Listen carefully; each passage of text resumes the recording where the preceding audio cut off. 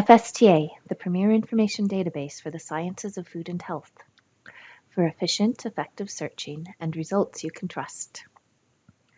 When you look for information on a topic, you probably have some keywords in mind, but are they the same keywords other researchers in the field are using? How will you know you aren't missing great articles due to the way language changes with geography, time, and even within different scientific communities? FSTA helps solve this problem through its thesaurus, which is the most comprehensive food and beverage thesaurus in the world. Every single FSTA record is assigned descriptor terms from a controlled vocabulary to identify what the article is about. By using the same terms, you can search confidently across disciplines, geographies, and publication dates, and find the most relevant matches. Let's go to the thesaurus and see how it works.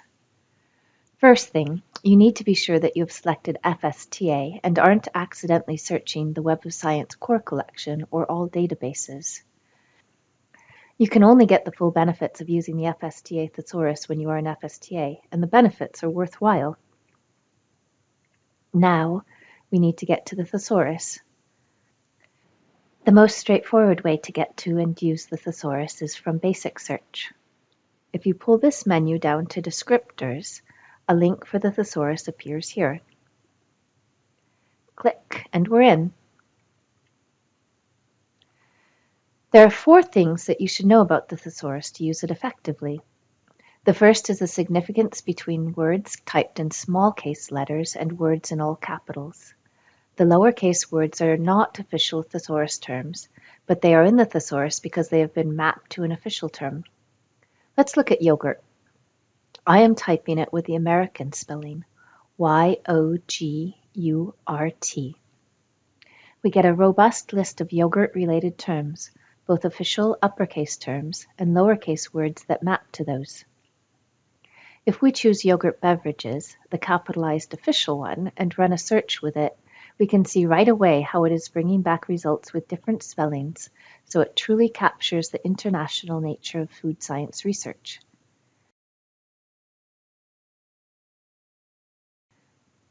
Another thing to know about the thesaurus is the difference between the T's and the H's. If we go to yogurt and click on the T next to it, we see its thesaurus entry details. We can see what terms it's used for, its broader term, fermented milk, and a number of narrower or more specific terms. If we wanted to search any of these, we can click on the Add button to add them to a search.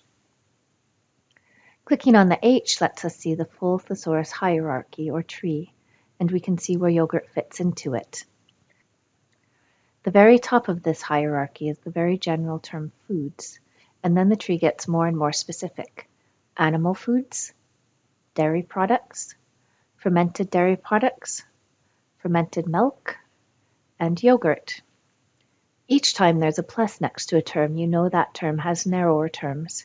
If you click on the plus, you can see what they are.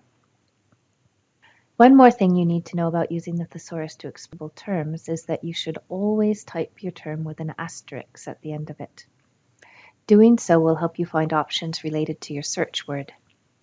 Look at the difference in our results when we search waste with no asterisks and when we search it using one.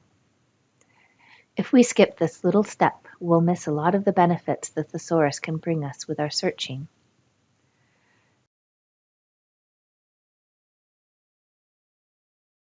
Using the thesaurus might seem complicated at first, but it's a great tool once you know how it works. It can both help you find good keywords to use in your searches and gathers together concepts that researchers have used different spellings or words to represent so that you don't overlook important literature because of the way language varies and changes.